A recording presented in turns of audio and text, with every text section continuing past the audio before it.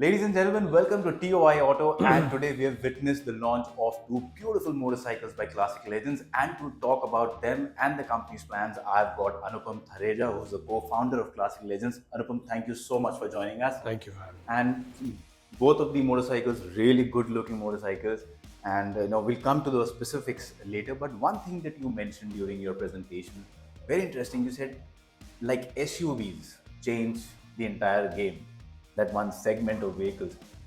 You compare it to scramblers. So what gives you that confidence in the scramblers design that this is a design for the future?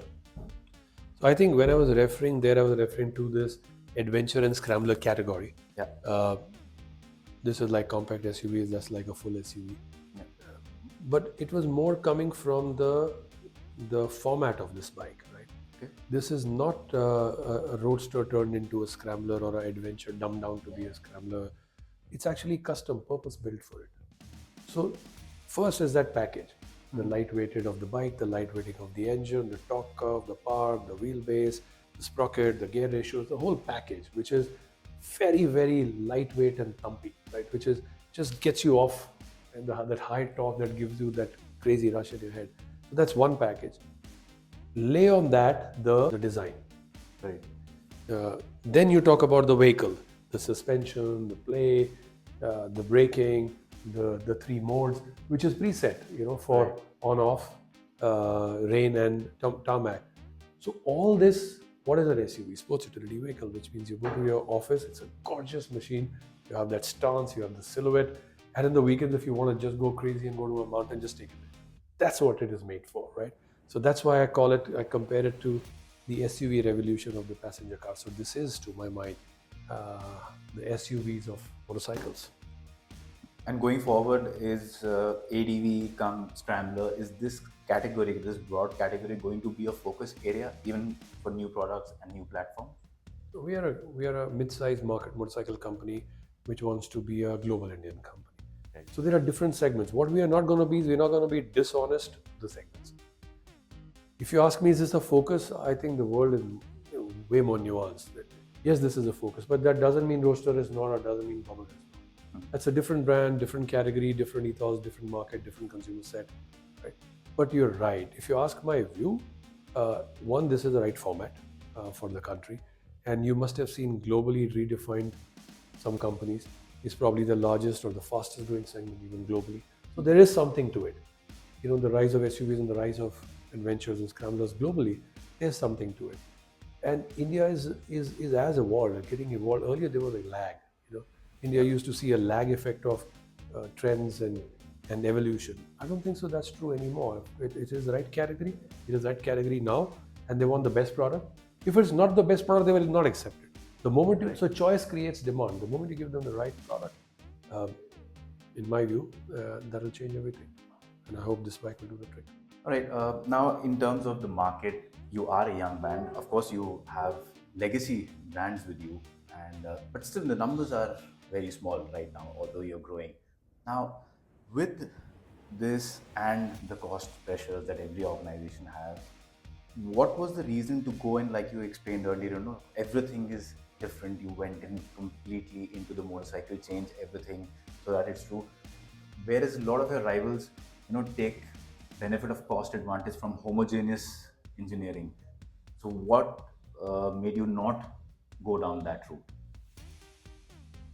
I think the first answer lies in the fact that I'm wearing a tux and launching a bike. So if you tell me you have to wear a leather, which everybody does, I'm going to wear a tux. But jokes aside, there's a difference between platform sharing and being honest to the format. It's the same engine, right? It is the same board, same stroke. But if it's putting in a scrambler, I can't put the same engine. I need to change everything else around it, right? The wall train. I'm not going to go over it again, right? Yeah. The whole thing. So that honesty is what a fledgling nominee like us should have a claim to fame. That we go into a category, we go into a segment, we create it, we are honest about it, and then we grow that in size. So we did that with Bubba, we created it, now we are the market leaders. Right. We want to do that with Scrambler, we want to do it with a few other formats, and that's how we come at it. Because if I do what everybody else does and say I'm incrementally better, that's not the way, at least I think, to go to the market. So this is a non-scrambler. Now coming to your numbers, We are probably the only company now which has got a booking. Um, we just launched global last year, and we are growing phenomenally there. So we are allocating resources there. And a business model is first, you're right, cost pressure is there. Cost pressure is there because of the turmoil in the world. Yeah. Do I make my strategy because of an event or a regulation or a turmoil? Or do I have a cogent strategy of a company which is both Indian and global across platforms? How do I proliferate those platforms, those sharing, those spots bin across the world? So it's a much more holistic strategy. And trust me, if in these volumes I can make so much profit, we are a profitable company. It's not that uh, there is no fancifulness in trying to keep at it and keep on making losses. Right? It's a profitable company, the fastest growing company. If you go and do brand surveys, it's actually one of the top brands. It's rated number one in design. You know what? This largeness, as I keep on saying, I would love to be called the most profitable company, the best design company, the most honest company, and the volumes are an output of all that. One of the key rivals in this particular space, has legacy built not just in terms of brand, but also in terms of rider engagement programs, a lot of that. So what's your focus going to be on building that as you grow, as you access and get more customers? As I said, there are certain things that lend themselves naturally to us. Right? We have three brand strategy for three parts of the world. In India, before we launched, we had very vibrant communities that were already uh, riding these on weekends, long sojourns. So the ethos, the legacy, the love, the nostalgia was kept alive by them. We had to reignite that, and we have done that. So frankly, if you look at our website, go to Insta, most of our content is user-created content. So you have that pull already from the market. Right. As you say, you already have the mind share. Now you need to get the market share. Basically, the gap between mind share and market share is huge. You just need to do the basics right to fill that gap, and there you are. There you have a success story. And Anupam, with so many brands already there in this space, more trying to get in, what would you tell our viewers? What is going to differentiate your motorcycles from them? What is going to drive the growth for you in the long term? I don't know drive the growth, but I know that a combination of a product, design, and brand, Right. the way we are doing it, uh, I don't think so. We have a competition in this combination, right? And as I said, India is evolving. It takes time to get out of legacy habits, but it is evolving faster. And this young generation, I'll give you another statistic. When I launched this brand, everybody told me nobody remembers Java, nobody remembers Yezdi. And the people who'll buy are whose dad or uncles had that. But I'll give you the statistics. Our number one category which we sell to is 18 to 25. The second is 25 to 35. The third is 35 to 45. Whereas if you look at where others who are coming in, they work the reverse way. The largest category is probably 35 to 45. Right. So there is the adoption based on an attitude, based on this precision, based on the design, based on this lifestyle, based on the storytelling, and the fact that this product is honest. Right. Right. I think the traction I'm seeing is phenomenal. So no, absolutely no complaints. And I said I don't look at this at a point of time. I look at it in a continuum, and we are on the right path. And one last question: of the two motorcycles launched today, which is your personal favorite?